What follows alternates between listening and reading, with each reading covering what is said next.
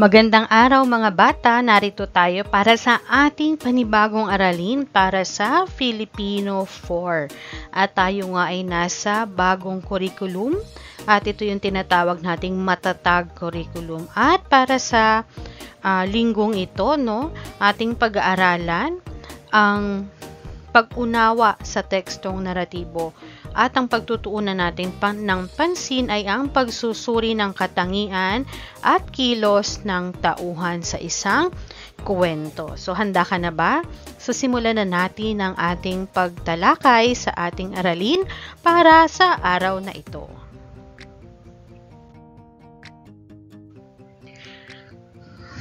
Narito ang iyong mga dapat na mata mo, o dapat mong matutunan para sa unang linggo. Una, na pagsusunod-sunod ng mga pangyayari hindi bababa sa 6. Ikalawa, nasusuri ang katangian at kilos ng tauhan na siya nating tatalakayin sa araw na ito. Pangatlo, nakikilala ang realidad at pantasya na ating diniscuss o pinaliwanag sa isa nating video. Nawa ay napanood mo na ito.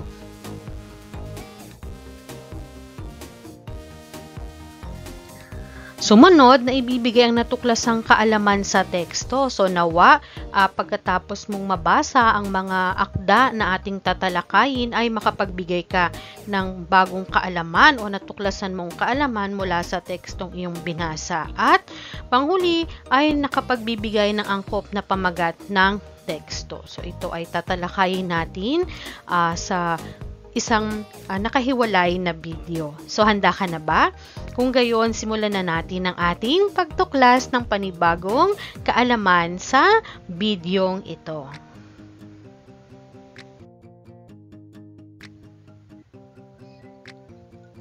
Katulad nga ng aking nabanggit kanina, ang pag-aaralan mo para sa videong ito ay ang pagsusuri ng katangian at kilos ng isang tauhan.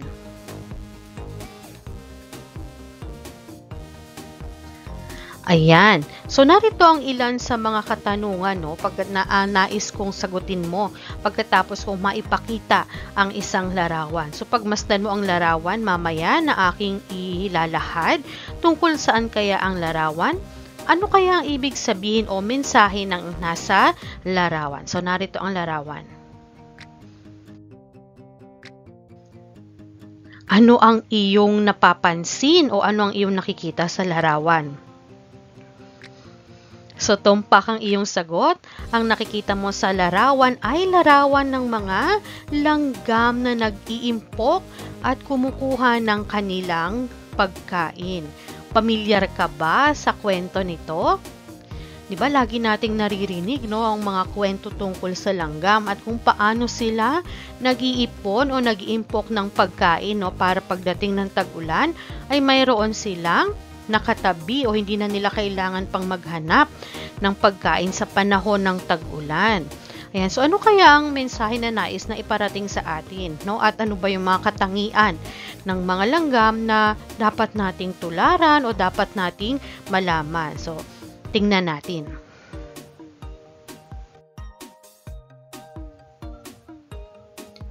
Babasahin natin ang teksto na may pamagat na Ang Magkaibigang Langgam sa panulat ni Violeta D.G. Lamban. Handa ka na ba?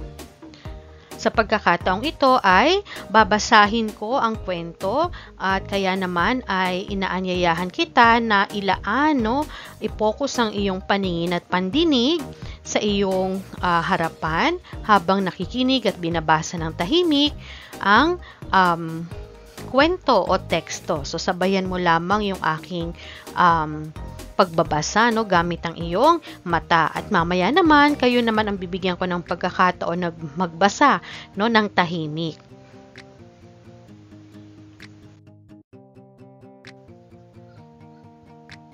Isang araw, nagkita ang magkaibigang langgam na si Lilong at Lilang. Si Lilang ay langgam na masayahin at napakasipag.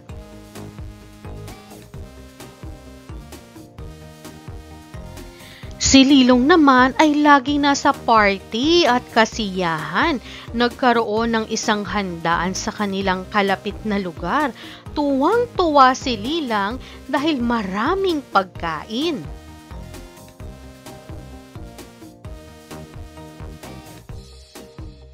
Marami siyang mahahakot at may ipong pagkain mula sa handaan.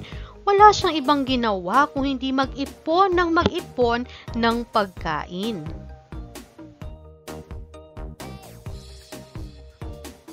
Lagi niyang inaalala ang darating na bukas. Pinaghahandaan niya kasi ang pagdating ng tag-ulan hanggang sa dumating ang tag-ulan.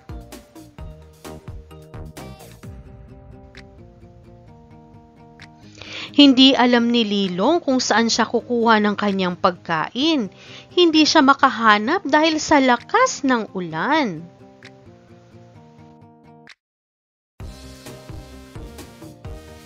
Sinubukan niyang humingi ng tulong kay Lilang. Binigyan ni Lilang ng pagkain ang kanyang kaibigan. Nagpasalamat naman ng husto si Lilong sa kaibigan nito.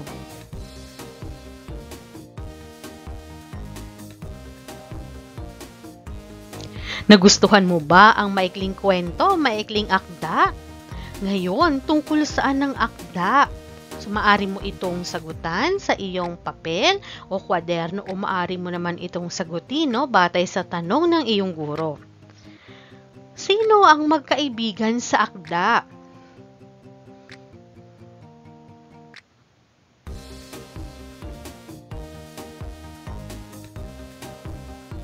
Ngayon, paano mo mailalarawan ang dalawang tauhan?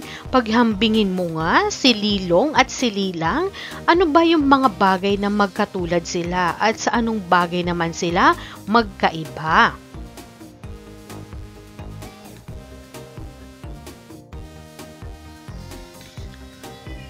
Pagkatapos mong maibagay yung kanilang katangian, maaari mo na silang paghambingin.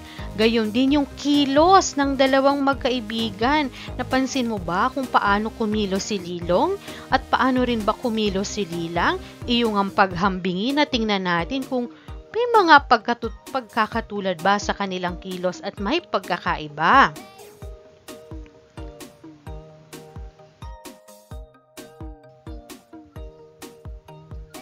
Para sa ikalimang tanong, ano kaya ang mensaheng nais ipabatid sa binasa?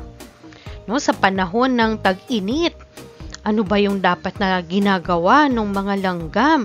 O ano ba yung karaniwang ginagawa ng mga langgam?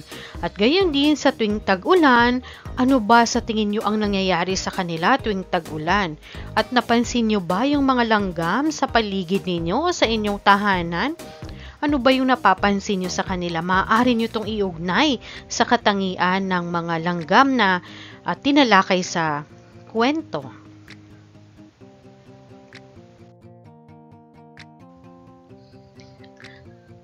Nasagot mo ba ng wasto ang mga tanong natin? So, mahalagang matukoy o masabi mo bilang mambabasa ang paksa at mensahe ng akdang binasa.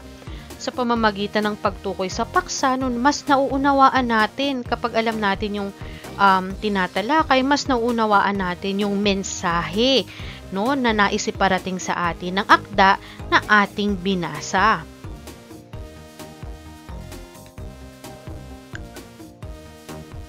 Paano mo nga ba malalaman ang paksa sa isang akdang iyong binasa?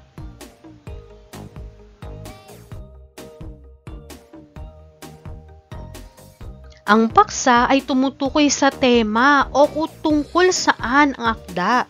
Halimbawa, kung buwan ng wika.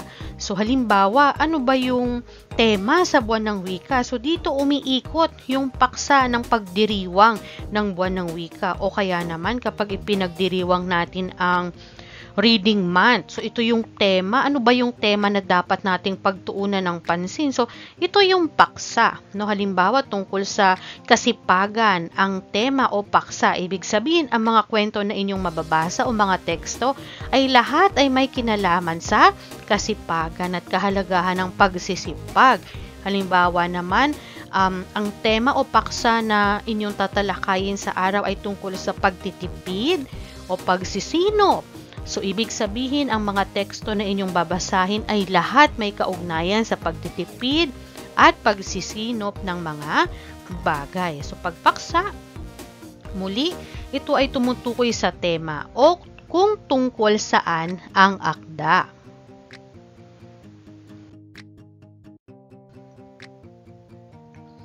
Ang mensahe naman ay tumutukoy sa aral at kaalaman na dapat matutuhan sa binasa.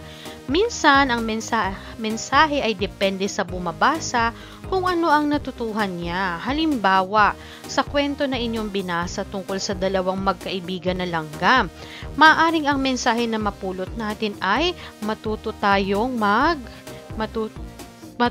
mag-impok o magtipid o maghanap ng pagkain sa oras na dapat tayo ay katulad sa langgam, sa oras na mayroon silang panahon para maghanap at mag-impok ng pagkain. So gagamitin nila yung panahon na yon para makapag-ipon, no? Yung kahalagahan nito para pagdating sa oras ng tag-ulan at kanilang kakailanganin ay mayroon silang makakain.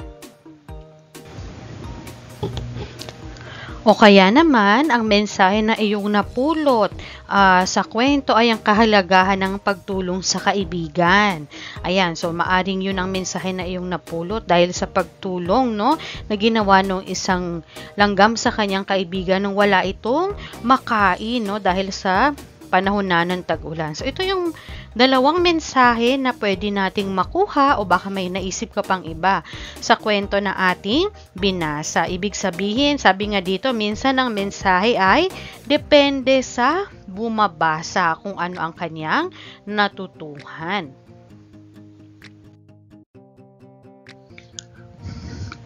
Ngayon naman, dumako tayo sa pagsusuri ng katangian at kilos ng tauhan. Sabi dito, sa isang kwento, mahalaga ang pag-unawa sa kanilang mga aksyon, pananalita, yung aksyon, yung kilos, no? Pananalita at pag-uugali upang maunawaan natin ang kanilang karakter o yung kanilang ginagampan ng role o doon sa kwento o doon sa teksto na ating binabasa.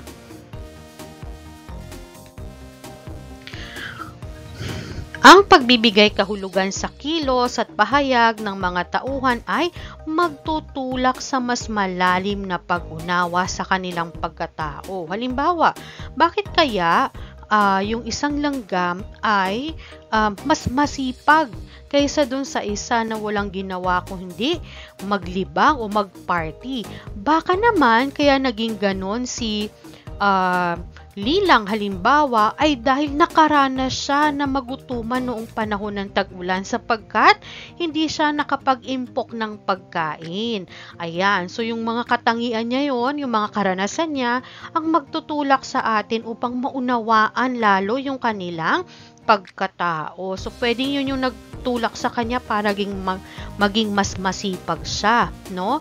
So kaya mahalaga na unawain natin yung mga kilos nila, pananalita o katangian para higit nating madama at maunawaan yung pagkatao nila at kung bakit ganon yung kanilang ginagawi sa kwento.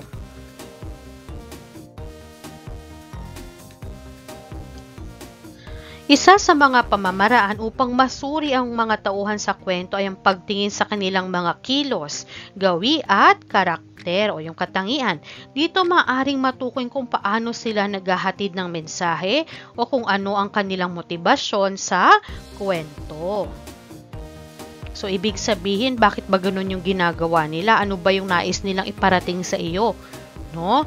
So, kaya ito yung isang paraan ng pagsusuri natin sa tauhan.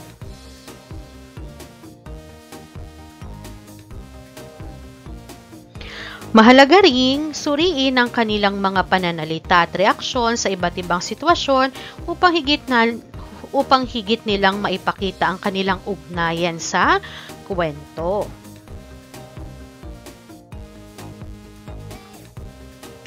Sa pamamagitan ng pag-aaral sa kilos at pananalita ng mga tauhan sa kwento, maaari nating masuri ang kanilang katangian at kung paano ito nakakaapekto sa buong kwento. Ayan. Kung halimbawa ang ating tauhan ay masayahin mula sa simula ng kwento, ibig sabihin halimbawa yung lahat ng mga kaibigan niya, no, halimbawa na tagpo doon sa kwento ay nahahawahan niya ng pagiging masiyahin niya. So nakakaapekto yun sa mga kasama niya sa kasama niyang tauhan sa isang kwento. Ayan.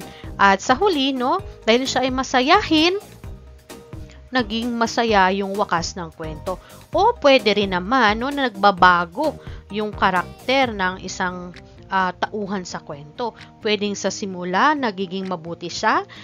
Mabuti siya sa simula, pagdating sa wakas, no, hindi na siya mabuti, naging kontrabida na siya. Meron namang bida siya mula sa simula hanggang sa dulo, bida pa rin siya.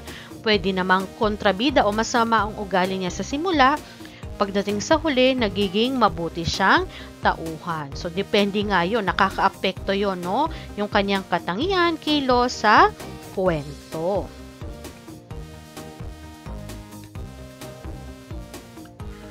Ang mga pag-uugali at desisyon ng bawat tauhan ay naglalarawan ng kanilang karakter at nagtuturo sa atin ng mga aral na maaari nating makuha mula sa kanilang mga kwento.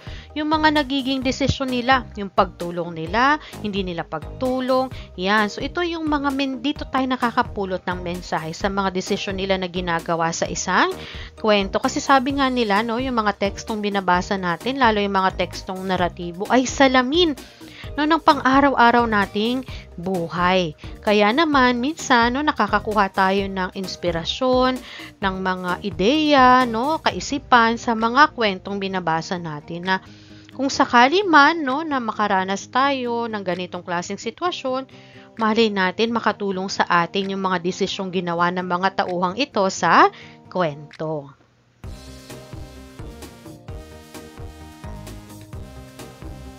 Kaya naman, payamanin mo pa ang iyong kaalaman at kakayahan.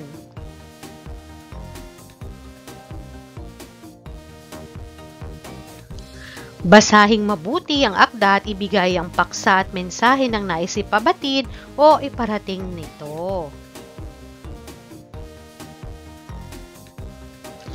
Narito ang isang teksto na may pamagat na Takot Ako ni Violeta D.G. Lamban. Ngayon ay pipili ang guro kung sino ang nais na magbasa ng teksto natin. Halina at makinig sa iyong kamag-aral.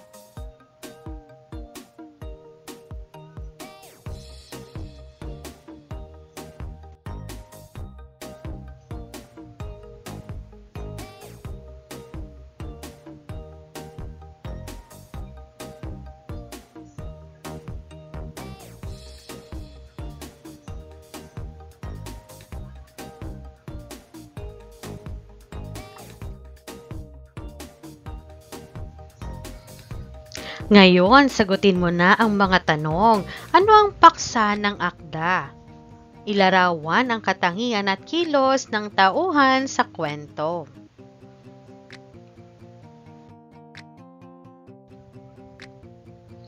Ngayon naman ay subukan mong gawin ang bahaging ito.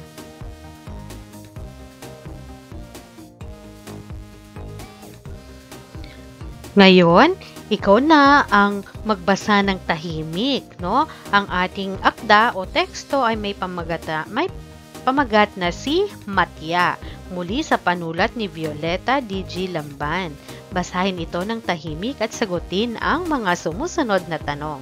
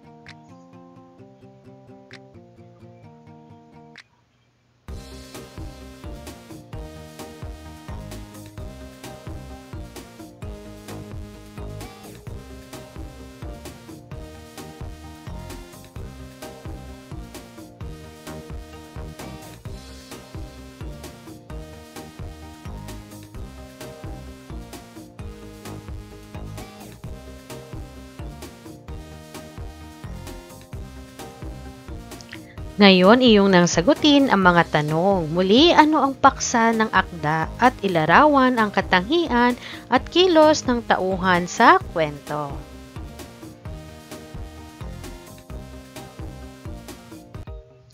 Masaya ako na naging bahagi ninyo para sa araling ito. Nawa ay marami kayong natutunan at naunawaan ninyo ang ating aralin para sa araw na ito. Muli ako si Teacher Aisa. Hanggang sa muli. Paalam!